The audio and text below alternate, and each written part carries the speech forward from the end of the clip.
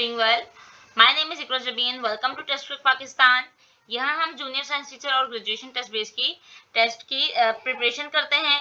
Here is a free WhatsApp group. You can add in this group.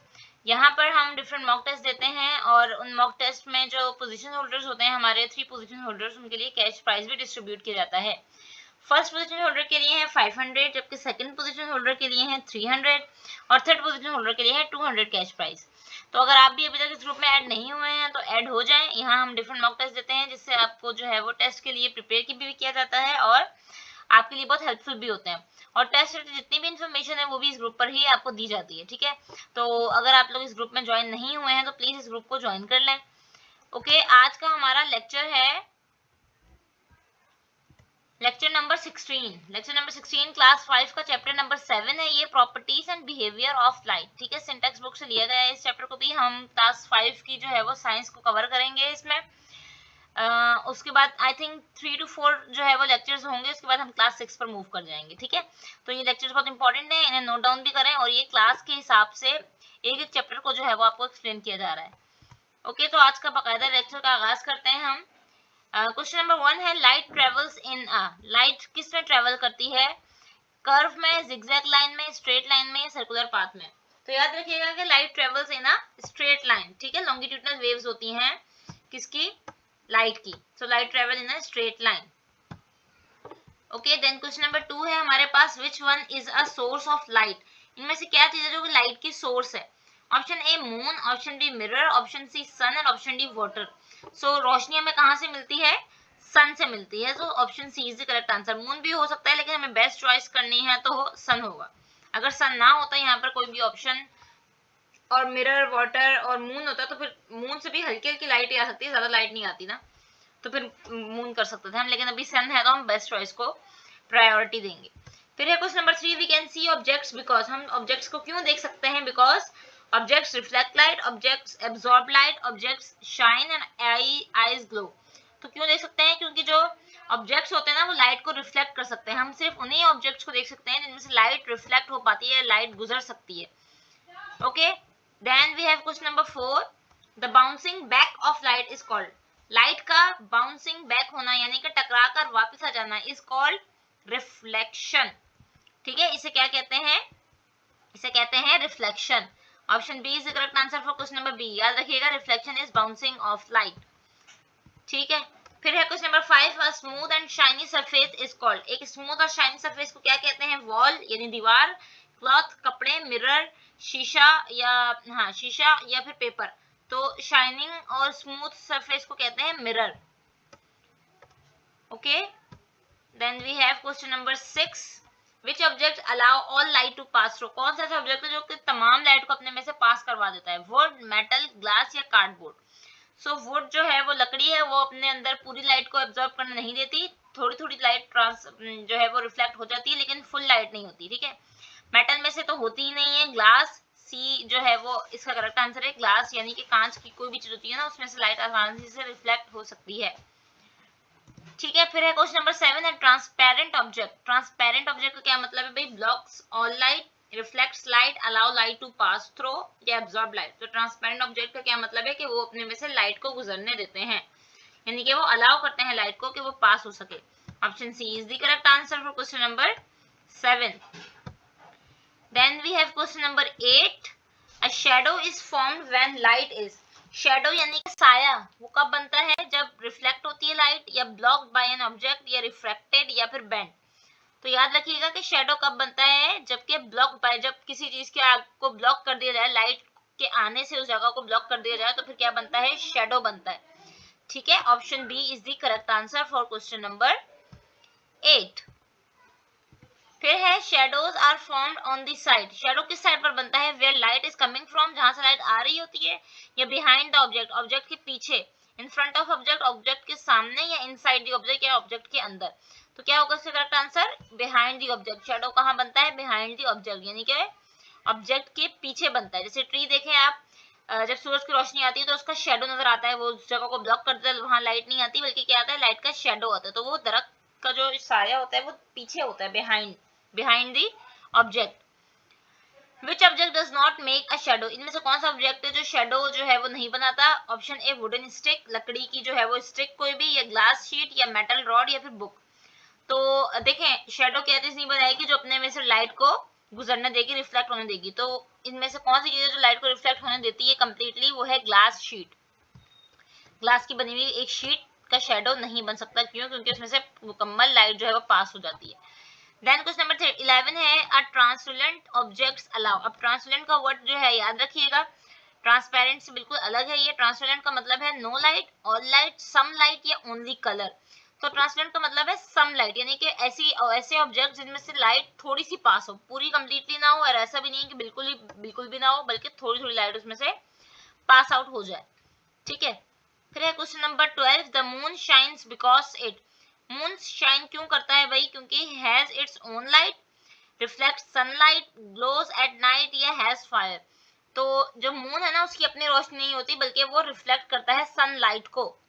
ठीक है, reflect sunlight. Option B is the correct answer.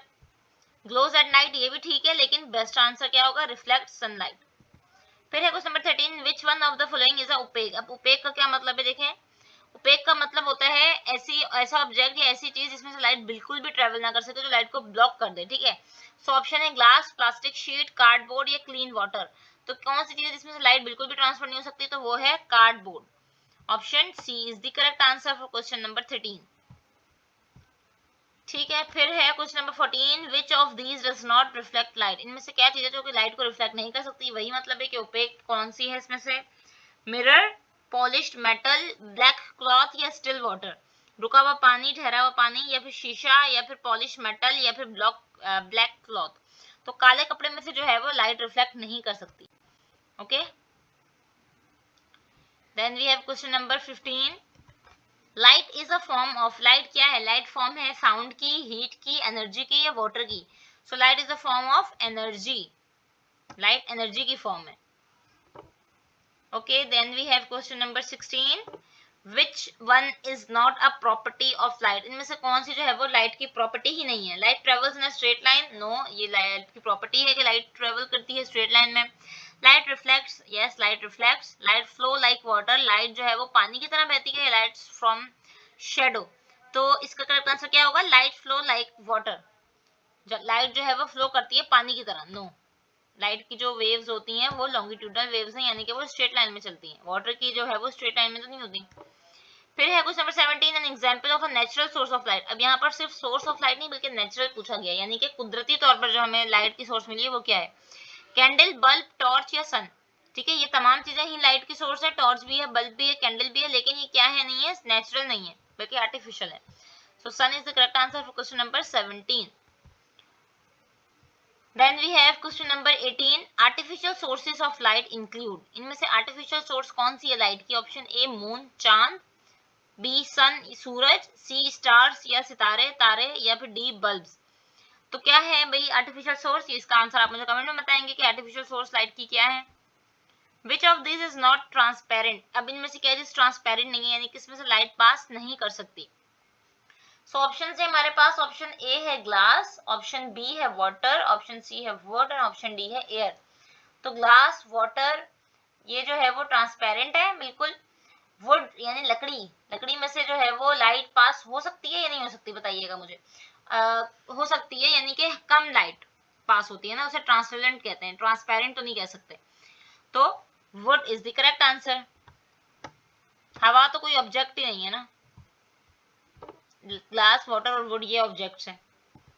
फिर है question number 20, which of the following is a luminous object. अब luminous object का क्या मतलब होता है? देखें, याद रखिएगा, ल्यूमिनस ऑब्जेक्ट ऐसे ऑब्जेक्ट को कहते हैं जिसमें एक तो लाइट जो कि खुद से जिनकी अपनी अपनी लाइट हो। ठीक है, हैव देयर ओन लाइट। ऐसा नहीं है कि वो किसी के रिफ्लेक्ट होने पर काम कर रहे हैं। मून के पास जो लाइट है वो सनलाइट की जो है वो रिफ्लेक्शन है। ठीक है, ल्यूमिनस ऑब्जेक्ट कौन से होते हैं? जिनके पास अपनी नेचुरल लाइट होती है, जो अपनी ओन प्रोड्यूस करते हैं लाइट को।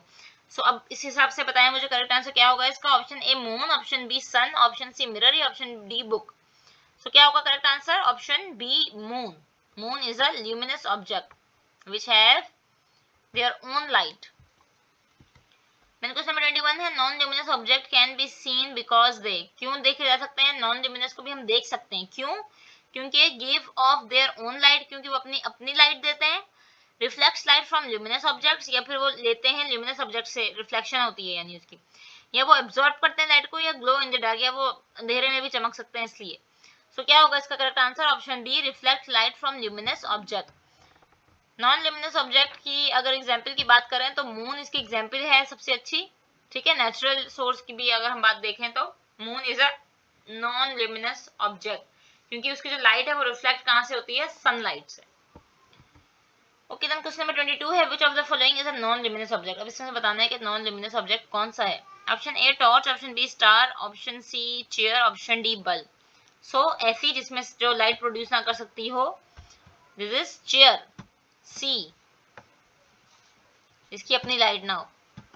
देन है हमारे पास है question number 23, luminous objects are those that, luminous object कौन से होते हैं, that reflect light, that absorb light, that produce their own light, जो अपनी लाइट खुद बनाते हैं, या डी चेंज शेप, या वो शेप को चेंज कर लेते हैं। सो इसका आंसर भी, इसका जो राइट करेक्ट आंसर है वो भी आप मुझे कमेंट में बताएंगे, ठीक है। Then we have question number 24, a solar eclipse occurs when, solar eclipse कब होता है भाई, सोलर इक्लिप्स का मतलब है सूरज, सोलर का मतलब सूरज, और इक्लिप्स का मतलब होता है ग्रहण, सूरज ग्रहण कब होता है। Option A earth comes between the sun and the moon, option B moons come between the sun and the earth, option C है sun comes between the earth and the moon, option D है earth and moon moves away from the sun. So कब होता है solar eclipse, जब moon comes between the sun and the earth, जब चांद आ जाए किसके दरमियान, सूरज और जमीन के दरमियान जब चांद आ जाता है तो सूरज ग्रहण होता है, ठीक है। सूरज ग्रहण जो है वो एक तो ये याद रखिएगा कि वो डे टाइम में होता है, और उसे कहते हैं देखना भी नहीं चाहिए, क्यों, क्योंकि उस वक्त जो है वो सन में से ऐसी रेडिएशन निकल रही होती है जो हमारी आई को डैमेज कर देती है बहुत बुरी तरीके से, ठीक है। दैट्स व्हाई कहते हैं कि सोलर इक्लिप्स को नहीं देखना चाहिए। तो क्या होगा इसका correct answer, when moon comes between the sun and the earth, rotation revolution के दौरान जो मून है वो आ जाता है किसके दरमियान, सूरज के और जमीन के दरमियान। Option B is the correct answer. Then we have question number 25, during a lunar eclipse which body is in the middle। lunar eclipse का क्या मतलब है, lunar चांद ग्रहण को कहते हैं, क्या चीज जो है वो सेंटर में आ जाती है। So option A sun, option B moon, option C earth and option D star. So इसका करेक्ट आंसर क्या होगा, ऑप्शन सी यानी कि अर्थ, अर्थ जो है वो मिडिल में होती है, मिडिल में आ जाती है, ठीक है। फिर है question number 26, which eclipse can safely be seen with the naked eyes, कौन सी इक्लिप है जिसको हम आराम से जो है वो आंख से देख सकते हैं, सोलर को तो नहीं देख सकते, और तो हम किसको देख सकते हैं, चांद ग्रहण को देख सकते हैं, उसमें कोई प्रॉब्लम नहीं है ल्यूनर इक्लिप में, इज द करेक्ट आंसर, ठीक है।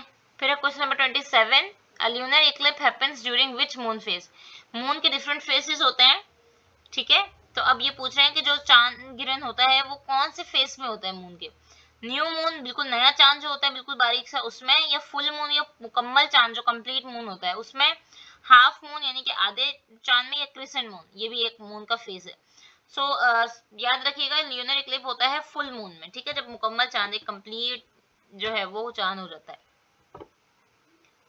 ठीक है जी। फिर है हमारे पास question number 28, which of the following occurs only during the day, day के टाइम पे क्या होता है, सिर्फ दिन में ही हो सकता है, रात में नहीं हो सकता। क्या होता है भाई, option A lunar eclipse, option B solar eclipse, option C both and option D none of these. So solar eclipse जो है वो डे में होता है, ठीक है, solar eclipse is the correct answer for question number 28। Then we have question number 29, how many main phases of moon are there, कितने phases हैं टोटल मून के, अभी मैंने बताया कि मून के डिफरेंट फेसेस होते हैं, इनका नाम भी हमने देखे, न्यू मून है, हाफ मून है, कंप्लीट मून है, क्रिसेंट मून है, और भी हैं बहुत से नाम। अच्छा टोटल कितने हैं ये, टोटल इनके नंबर हैं, काइंड्स हैं 6, 4, 8 या 12। तो कितने फेजेस होते हैं मून के, there are 8 phases of moon, याद रखिएगा ये इंपॉर्टेंट क्वेश्चन है, इंपॉर्टेंट एमसीक्यू से, there are 8 phases of moon, sorry lunar moon के, ल्यूनर इक्लिप्स जिसे कहते हैं। देन क्वेश्चन नंबर 30 है, the full moon phase means, मतलब फुल मून का क्या मतलब है फेज का, the moon is fully hiding, जिसमें सूरज जो है वो सॉरी चांद जो है वो पूरा छुपा हुआ होता है, the moon is half visible, आधा दिख रहा होता है. The whole moon is visible, मुकम्मल चांद दिख रहा होता है. या the moon is not in the sky, या चांद होता ही नहीं है स्काई पे. सो क्या होगा इसका करेक्ट आंसर? इसके नाम से ही जो है वो वाज़ेह हो रहा है. द फुल मून, फुल का मतलब है the whole moon is visible. So question number 30 का करेक्ट आंसर है option C. Okay, so this is all about today's lecture. Thank you very much for watching. Do like and subscribe the channel. Thank you and Allah Hafiz.